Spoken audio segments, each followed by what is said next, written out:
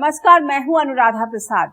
आप देख रहे हैं न्यूज 24 की स्पेशल सीरीज भारत भाग्य विधाता।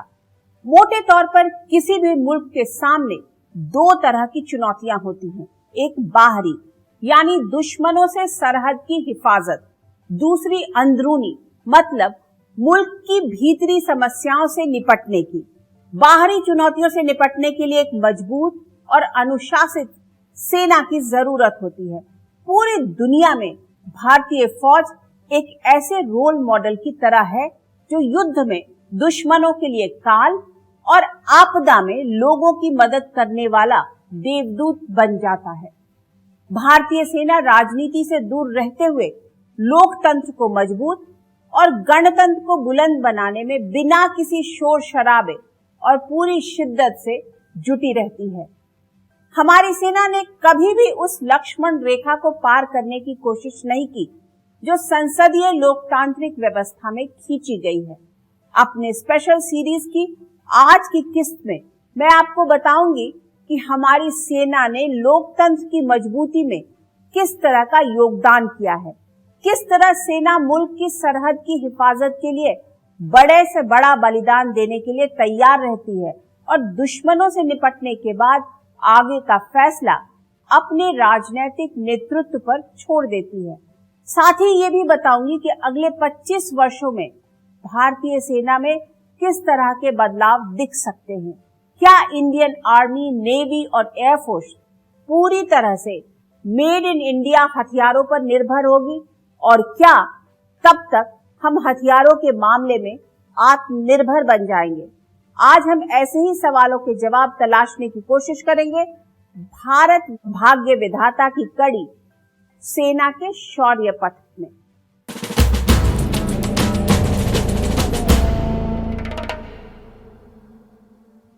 पिछले 75 वर्षों में भारतीय फौज ने सियासत से दूर रहते हुए अपनी जिम्मेदारियों को जिस कड़े अनुशासन और धैर्य के साथ निभाया है वो पूरी दुनिया के लिए एक रोल मॉडल की तरह है। भारतीय फौज का जो ढांचा आज हमारे सामने है उसमें कुछ हद तक अंग्रेजी हुकूमत के दौर की छाप दिखती है। दिल्ली के बीचों बीच खड़ा इंडिया गेट प्रथम विश्व युद्ध में मारे गए भारतीय शूरवीरों की याद में अंग्रेजों ने बनवाया था। पहला विश्व युद्ध खत्म होने के पहले तक सिर्फ 2 भारतीयों को ब्रिटिश इंडियन आर्मी में कमीशन मिला था। साल 1917 तारीख 25 अगस्त, इसी दिन ब्रिटिश इंडियन आर्मी में नौकरी करने वाले 7 भारतीय सैनिकों को कमीशन रैंक दिया गया। ट्रेनिंग के लिए भारतीय अफसरों को इंग्लैंड की रॉयल मिलिट्री एकेडमी भेजा जाने लगा। इस तरह से अंग्रेजों की अगुवाई वाली फौज का इंडियनाइजेशन शुरू हुआ। साल 1942 में के.एम. करियप्पा लेफ्टिनेंट कर्नल के पद पर पहुंचने वाले पहले भारतीय बने। हमारी फौज को राजनीति से दूर रखने में करियप्पा की बड़ी भूमिका मानी जाती है। संभवतः सेना को राजनीति से दूर रखने के लिए ही उन्होंने आजाद हिंद फौज के सैनिकों को भारतीय सेना में लेने से मना कर दिया था। उनकी सोच थी कि अगर ऐसा हुआ तो सेना में राजनीति की एंट्री के लिए रास्ता बन जाएगा। आजादी के समय भारतीय फौज ने उन रियासतों और रजवाड़ों को जोड़ने में अहम भूमिका निभाई जो स्वतंत्र होने का ख्वाब देख रही थी। आज की तारीख में पूरी दुनिया इंडियन आर्मी का लोहा मानती है जो तेजी से मॉडर्नाइजेशन की ओर बढ़ रही है।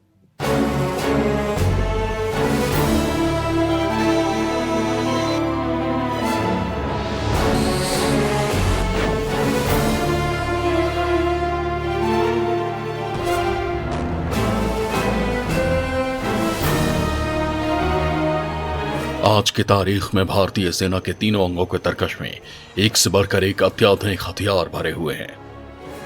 आसमान में दुश्मनों के मंसूबों को नेस्तनाबूद करने के लिए राफेल, सुखोई और तेजस जैसे फाइटर जेट हैं, तो समंदर में दुश्मनों की कब्र बनाने के लिए आईएनएस विक्रमादित्य जैसा एयरक्राफ्ट कैरियर, आईएनएस अरिहंत और आईएनएस करंज जैसे साइलेंट क्लियर सबमरीन है। वहीं जमीन पर दुश्मनों का सर्वनाश करने के लिए अर्जुन और T-90 भीष्म जैसे टैंक हैं। पृथ्वी और अग्नि जैसे मिसाइलें भारत की ताकत बढ़ा रही हैं। दिल्ली में खड़ा ये इंडिया गेट भारत के शूर वीरों के अदम्य शौर्य और बलिदान को नमन कर रहा है। इसे अंग्रेजों ने प्रथम विश्व युद्ध में शहीद हुए भारतीय सैनिकों के सम्मान में बनवाया। वहां से कुछ दूरी पर ही नेशनल वॉर मेमोरियल है, जो आजादी के बाद हुए युद्ध और बड़े ऑपरेशन में शहीद हुए शूर वीरों को नमन कर रहा है।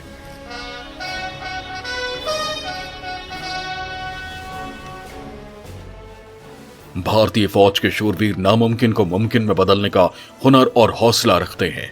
अपने लहू और बलिदान से हमेशा इतिहास बनाते रहे हैं।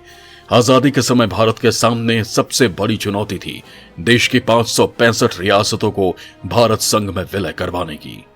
ज्यादातर रियासतें तो आसानी से भारत संघ में शामिल हो गईं, लेकिन कुछ आनाकानी कर रही थी। ऐसे में भारत के नक्शे पर दिख रही जम्मू कश्मीर, हैदराबाद और जूनागढ़ रियासत को शामिल करवाने के लिए सेना की मदद लेनी पड़ी। आजादी के तुरंत बाद पाकिस्तानी हुक्मरानों ने पहली साजिश रची कश्मीर पर कब्जे की। इसी मकसद से 22 अक्टूबर 1947 को पाकिस्तानी फौज ने जम्मू कश्मीर पर आक्रमण किया, वो भी कबायलियों के वेश में। लेकिन इंडियन आर्मी ने बहुत हद तक पाकिस्तान के मंसूबों को नाकाम कर दिया। सेना को आगे कर जूनागढ़ रियासत का विलय करवाया गया, तो हैदराबाद रियासत को ऑपरेशन पोलो के जरिए भारत से जोड़ा गया। इंडिपेंडेंस के बाद भारत के सामने दो बड़ी चुनौती थी। एक तो जो हम बोलते हैं एक्सटर्नल थ्रेट, बाहर से डेंजर, और एक इंटरनल चैलेंजेस जो अंदरूनी प्रॉब्लम्स हैं इंडिया की। इंडिपेंडेंस के एक महीने के बाद जम्मू कश्मीर में पाकिस्तान का एक बहुत बड़ा हमला हुआ था, जिसमें वो तकरीबन श्रीनगर तक पहुंच गए थे।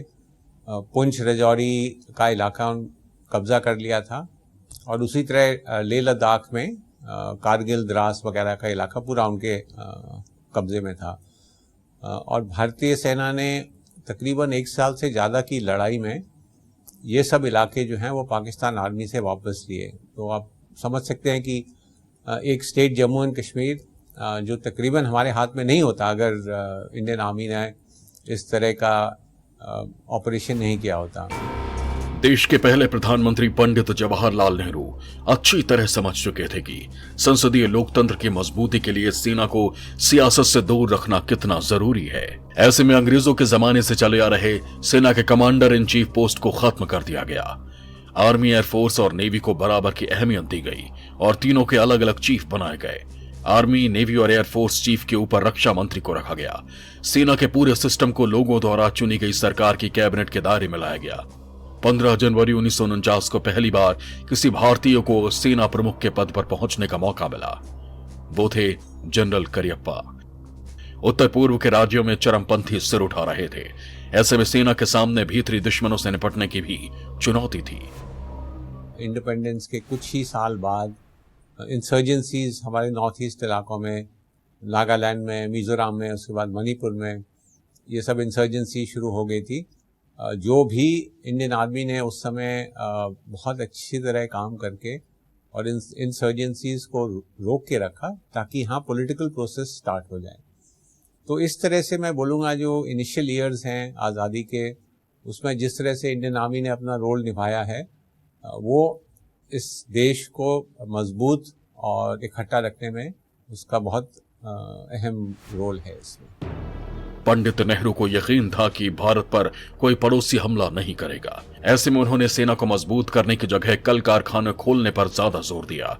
लेकिन सेना सरकार को पास पड़ोस के खतरों से आगाह करती रही और सरहदों पर डटी रही। कभी राजनीति में दखल अंदाजी की कोशिश नहीं की।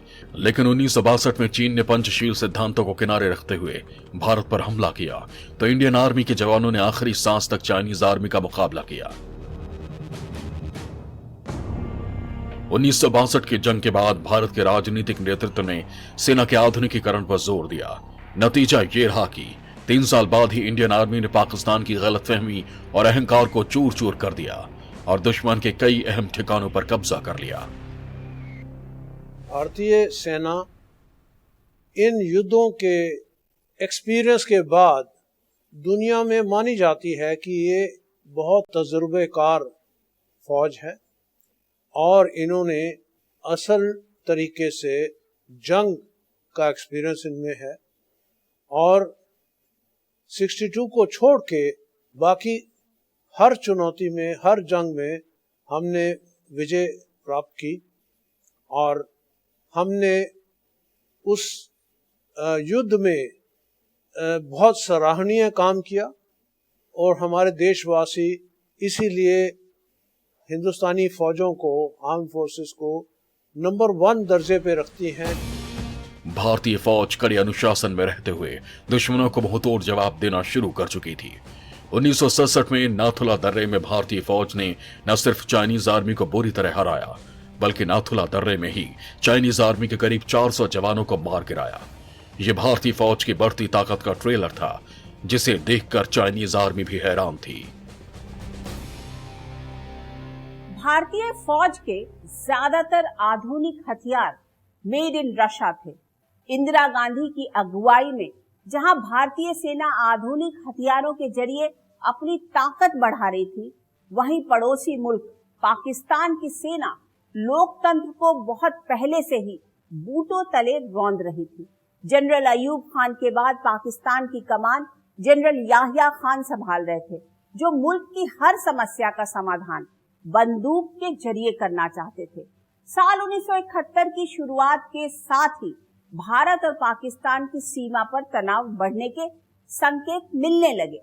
पूर्वी पाकिस्तान यानी आज के बांग्लादेश में हालात तेजी से बिगड़ने लगे थे। वहां से भागकर लोग भारतीय इलाकों में शरण लेने लगे। अपनी सरहद की सुरक्षा और मानवता के लिए भारतीय फौज ने एक ऐसा युद्ध लड़ा जिसका मकसद न तो सीमाओं का विस्तार था और न ही किसी को नीचा दिखाना। भारतीय फौज के शूरवीरों ने ये जंग लड़ी थी इंसानियत की रक्षा के लिए, एक नए मुल्क को जन्म देने के लिए।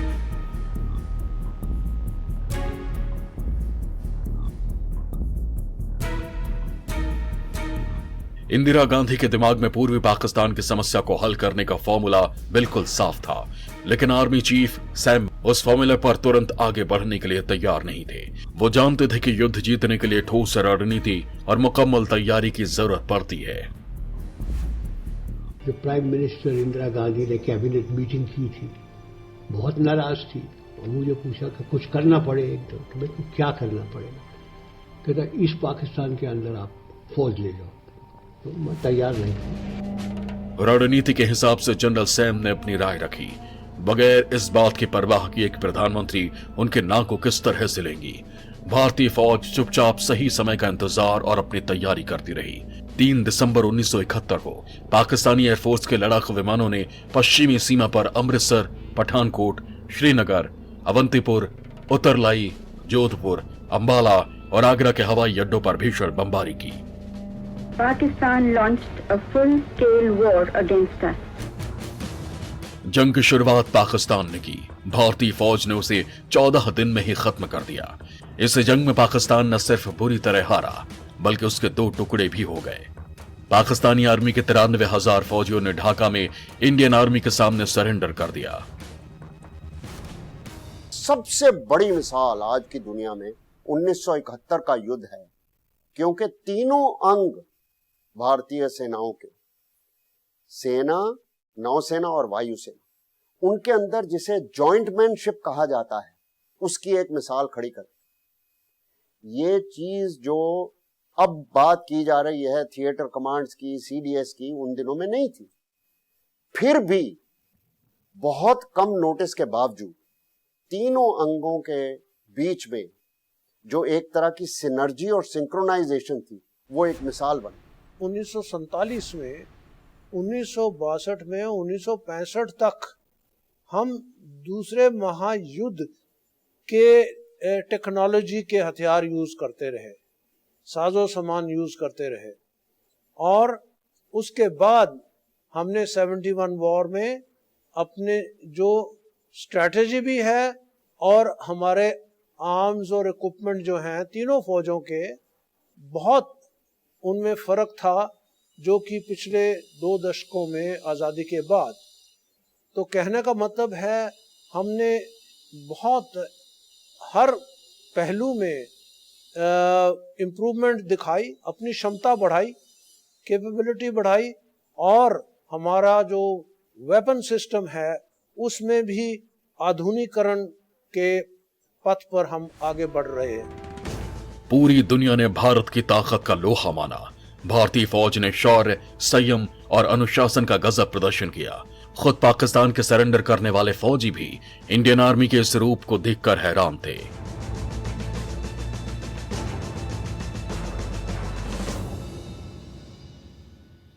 इंडियन आर्मी ने पाकिस्तानी फौज के सरेंडर करने वाले 93,000 फौजियों की किस्मत का फैसला अपनी सरकार पर छोड़ दिया। भारत ने बड़ा दिल दिखाते हुए पाकिस्तानी कैदियों को छोड़ने का फैसला लिया। इस फैसले पर सेना पूरी तरह से सरकार के साथ खड़ी रही। हमारी लोकतांत्रिक व्यवस्था में ऐसे इंतजाम किए गए हैं जिससे किसी भी जनरल को मनमानी करने की खुली छूट नहीं मिलती है। जनरल सैम के रिटायरमेंट का टाइम आया तो उस दौर में सेना के सबसे सीनियर अफसर थे जनरल PS भगत, लेकिन सरकार ने जनरल भगत की जगह आर्मी चीफ की कुर्सी पर जनरल गोपाल गुरुनाथ बेबूर को बिठाने का फैसला किया। किसी ने भी सरकार के फैसले पर उंगली नहीं उठाई। इसी तरह जनरल SK सिन्हा भी सबसे सीनियर होने के बावजूद आर्मी चीफ की कुर्सी तक नहीं पहुंच पाए।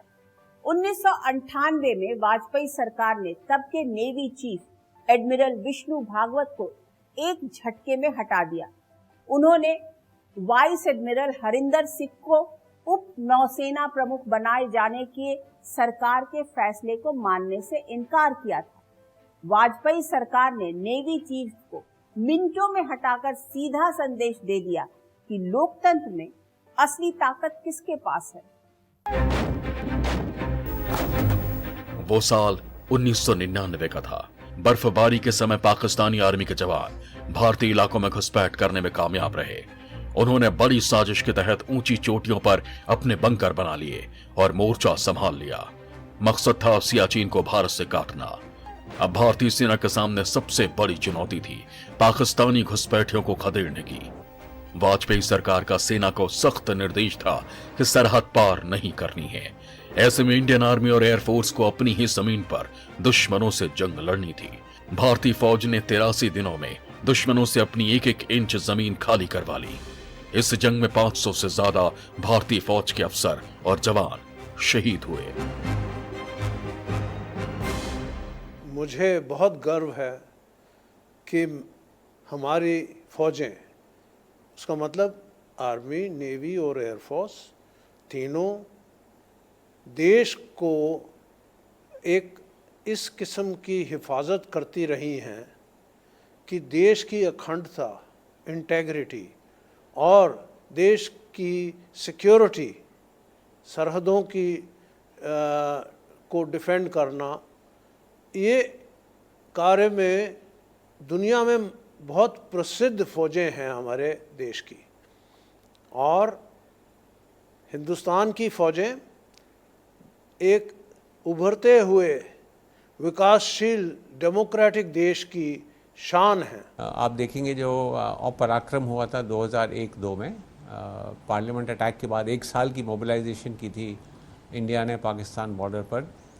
उससे जो हमने सीखा वो एक नई स्ट्रैटेजी बनाने में कायम हुआ, जो बोलते हैं कोल्ड स्टार्ट स्ट्रैटेजी जो बनी थी। कारगिल की लड़ाई के बाद एक कारगिल रिव्यू कमेटी बनी थी जिसका एक लेसन था कि CDS बनना चाहिए हमारा, और वो अप्लाई हुआ है। करगिल से घुसपैठियों को खदेड़ने के बाद भारतीय फौज शांत नहीं बैठी। उन कमियों पर गंभीरता से मंथन शुरू किया जिससे सेना की मारक और निगरानी क्षमता को और बढ़ाया जा सके, जिससे दोबारा करगिल जैसे हालात पैदा न हो। तब आर्मी चीफ की कुर्सी पर हुआ करते थे जनरल VP मलिक। की कैपेबिलिटीज़ हैं जो हमारे इक्विपमेंट से या हथियारों से मिलती हैं, उसमें कुछ कमियां हैं जिनको दूर करने की ज़रूरत है। इस वक्त मैं बोलूँगा कि सबसे ज़्यादा हमको ज़रूरत है फोर्स मल्टीप्लायर्स की, और उसके बीच में हमारी कैपेबिलिटीज़ जो हैं जैसे सर्वेलेंस की है, night vision, night fighting, C3I भी जिसमें कम्युनिकेशन आ जाती हैं उनकी भी है, और कुछ ऐसे हथियार हैं जो अभी हमारे पुराने हो गए हैं और उनको और नए हथियारों को मिलने की जरूरत है।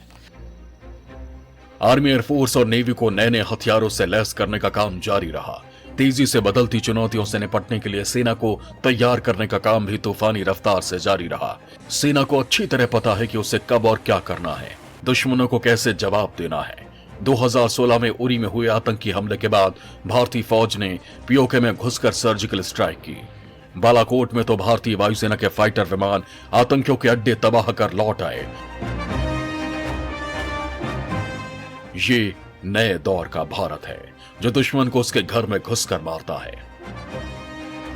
लेकिन जान पर खेलकर ऐसे मिशन को अंजाम देने वाले शूरमाओं के बारे में उनकी यूनिट के भी बहुत कम लोग जानते हैं। ये भारतीय फौज के काम करने का तरीका है।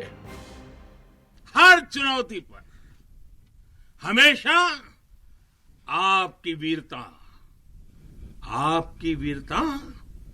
हर चुनौती पर भारी पड़ी है। जल, थल, नभ तीनों में हमारी सेना दिन रात बाज की तरह दुश्मन पर नजर बनाए हुए है। डोकलाम में चाइनीज आर्मी को पीछे हटने पर मजबूर किया तो गलवान घाटी में अपने प्राणों की आहुति देकर भारतीय फौज के परमवीरों ने चीन की हर साजिश को नाकाम किया। भारतीय फौज युद्ध से लेकर शांति काल तक में अपनी हर भूमिका पूरी शिद्दत से निभाना जानती है। भारतीय सेना का एक और पक्ष पूरी दुनिया को हैरान करता है। भारतीय सेना में सिख, जाट, गढ़वाल, कुमायूं, महार, गोरखा, राजपूत जैसी रेजिमेंट है। अलग अलग धर्म और जाति के लोग सेना में कंधे से कंधा मिलाकर मुल्क की हिफाजत करते हैं। इस तरह हमारी सेना भारत की यूनिटी इन डाइवर्सिटी की सबसे बेहतर मिसाल पेश करती है। ये भारतीय सेना के ऊंचे आदर्श, शौर्य और निष्पक्षता का ही कमाल है कि पाकिस्तान के army chief general Kanwar Javed Bajwa भी अपने फौजियों को नसीहत देते हैं कि राजनीति से सेना को किस तरह से दूर रहना चाहिए। ये भारतीय फौज से सीखिए। अब सवाल उठता है कि 2022 में भारतीय फौज जहां खड़ी है वहां से आगे का रास्ता क्या है। अगले 25 वर्षों में भारतीय सेना का रंग, रूप और उसकी ताकत कितनी बदल जाएगी। भारतीय फौज विदेशी हथियारों की जगह स्वदेशी हथियारों पर किस हद तक निर्भर हो पाएगी। बदले ग्लोबल ऑर्डर में इंडियन आर्मी, एयरफोर्स और नेवी के सामने किस तरह की चुनौतियां होंगी। क्या अगले 25 वर्षों में हम पूरी तरह से हथियारों के मामले में आत्मनिर्भर हो पाएंगे।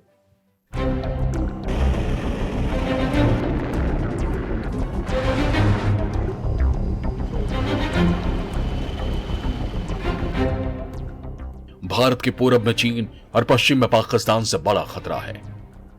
ऐसे में इंडियन आर्मी, एयरफोर्स और नेवी को हमेशा दोनों मोर्चों पर लड़ाई के लिए हमेशा तैयार रहना पड़ता है। दुश्मनों से निपटने के लिए फौलादी हौसलों के साथ साथ अत्याधुनिक हथियारों की भी जरूरत पड़ती है। फिलहाल भारतीय सेना के तरकश में 70% हथियार मेड इन रशिया हैं, लेकिन अब सरकार का पूरा जोर आर्मी, नेवी और एयरफोर्स को स्वदेशी हथियारों से लैस करने पर है। अभी तक इंडिया जो है वो दुनिया का सबसे बड़ा आर्म्स इंपोर्टर था। हम सबसे ज़्यादा हथियार इंपोर्ट करते थे बाहर से, लेकिन पिछले कुछ सालों में ये बदली हो रहा है। एक आत्मनिर्भर भारत का जो कैंपेन चला है कि हमें अपने आधुनिक हथियार ही बनाने चाहिए, अपनी डिफेंस इंडस्ट्रियल बेस को और मजबूत करना चाहिए। और 25 साल के बाद आप देखेंगे कि जो ज़्यादातर हथियार तीनों सर्विस में हैं वो हमारे इंडिया में ही डेवलप किए हुए हथियार हैं। मुझे उम्मीद है कि अगले 2 दशकों में हम दुनिया की सबसे ताकतवर फौजें होंगी और हमारा देश दुनिया के सबसे महान शक्तियों में एक माना जाएगा। मौजूदा सरकार का पूरा जोर आर्मी, एयरफोर्स और नेवी द्वारा इस्तेमाल किए जाने वाले हथियार देश के भीतर ही विकसित करने और बनाने पर है। ऐसे में स्वदेशी हथियारों को बढ़ावा देने के लिए सरकार चरणबद्ध तरीके से 310 हथियारों के आयात पर रोक लगा चुकी है। 2020 से मार्च 2022 के बीच आर्मी ने 29 रक्षा सौदे किए। जिसमें 19 भारतीय कंपनियों के साथ हुए हैं। ऐसे में आर्मी, एयरफोर्स और नेवी चीफ की कुर्सी पर जो भी बैठेगा उसके सामने एक बड़ी चुनौती विदेशी हथियारों की खरीद कम करने और अच्छी क्वालिटी के स्वदेशी हथियारों को शामिल करवाने की बड़ी जिम्मेदारी होगी। कि अगर हम निर्भर रहेंगे वेस्टर्न इंपोर्ट्स के ऊपर या इवन सोवियत यूनियन के इंपोर्ट्स के ऊपर, तो जब क्राइसिस होगा, अगर स्पेयर पार्ट्स नहीं मिलेंगे या चीज़ें जान के महंगी कर दी जाएंगी जहाँ से इंपोर्ट होती हैं, तो हमारे को कोई रास्ता नहीं निकलेगा। इसीलिए हम डिफेंस PSUs में शुरू से अपने जहाज़ बनाते रहे हैं, लेकिन हमारे पास सारी टेक्नोलॉजी अभी भी नहीं, खास करके वेपन्स की और प्रोपल्शन सिस्टम्स की, और आर्मी और एयरफोर्स के पास भी सारी टेक्नोलॉजीज नहीं है। तो जब तक हमारे पास टेक्नोलॉजी नहीं आएगी, कुछ ना कुछ इंपोर्ट जो क्रिटिकल हैं, जो खामियां हैं, उनको पूरी करने के लिए करना ही पड़ेगा। 25 साल के बाद, और 25 साल का समय बहुत लंबा समय होता है, हम काफ़ी हद तक आत्मनिर्भर हो सकते हैं अगर कोलैबोरेशंस फ्रेंडली नेशंस के साथ शुरू की जाए, जहां कुछ ना कुछ टेक्नोलॉजी हम खुद हासिल कर सकें और अपनी R&D को भी प्रोत्साहन दें ताकि प्राइवेट इंडस्ट्री भी R&D करना शुरू करे। आज की तारीख में भारतीय वायुसेना स्वदेशी लड़ाकू विमान तेजस का इस्तेमाल कर रही है, तो नौसेना भी स्वदेशी एयरक्राफ्ट कैरियर, पनडुब्बी और मिसाइलों से भारत की समुद्री सरहद की निगहबानी कर रही है। इसी तरह थल सेना भी तेजी से स्वदेशी हथियारों को अपना रही है, लेकिन मौजूदा समय में सेना की चुनौतियां तेजी से बदल रही हैं। खतरे का तौर तरीका और प्रवृत्ति तेजी से बदला है। ऐसे में सेना के तीनों अंगों में बदलाव दिखना भी तय है। 2022 की दूरबीन से 2047 तक सेना के तीनों अंगों में बदलाव को देखने की कोशिश करें तो पहला बड़ा बदलाव ये होगा कि हमारी सेना के तीनों अंगों के पास ज्यादातर हथियार स्वदेशी होंगे। दूसरा बदलाव हो सकता है आर्मी, एयरफोर्स और नेवी का थिएटर कमांड अवतार। तीसरा बड़ा बदलाव सेना में भर्ती की प्रक्रिया में दिख सकता है। माना जा रहा है कि सरकार सेना में जवानों की भर्ती प्रक्रिया में बदलाव के लिए मंथन कर रही है, जिसमें एक सोच ये भी है कि सेना में जवानों की भर्ती 3 या 5 साल के लिए ही हो। आधे जवानों को तय शॉर्ट पीरियड में ही रिटायर कर दिया जाए, बाकियों को पहले की तरह सर्विस पूरी करनी दी जाए। मतलब 25 वर्षों में भारतीय सेना का रूप, रंग, तौर तरीका और मारक क्षमता सब कुछ बदलना तय है। भारत भाग्य विधाता की आज की कड़ी में बस इतना ही। अगले हफ्ते आपसे फिर मुलाकात होगी किसी ऐसे मुद्दे के साथ जिसे जानना और समझना हम सब के लिए जरूरी होगा। तब तक के लिए मुझे दीजिए इजाजत। निष्पक्ष खबर, सटीक विश्लेषण और अपने हक से जुड़े मुद्दों के लिए आप देखते रहिए न्यूज़ 24। नमस्कार।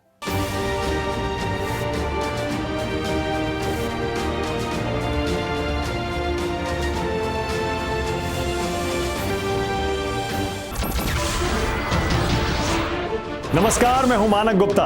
अगर आपको हमारा ये वीडियो पसंद आया हो तो इसे लाइक और शेयर जरूर करें, और हाँ, हमें सब्सक्राइब और फॉलो करना ना भूलें ताकि आप देश और दुनिया की कोई खबर मिस ना करें।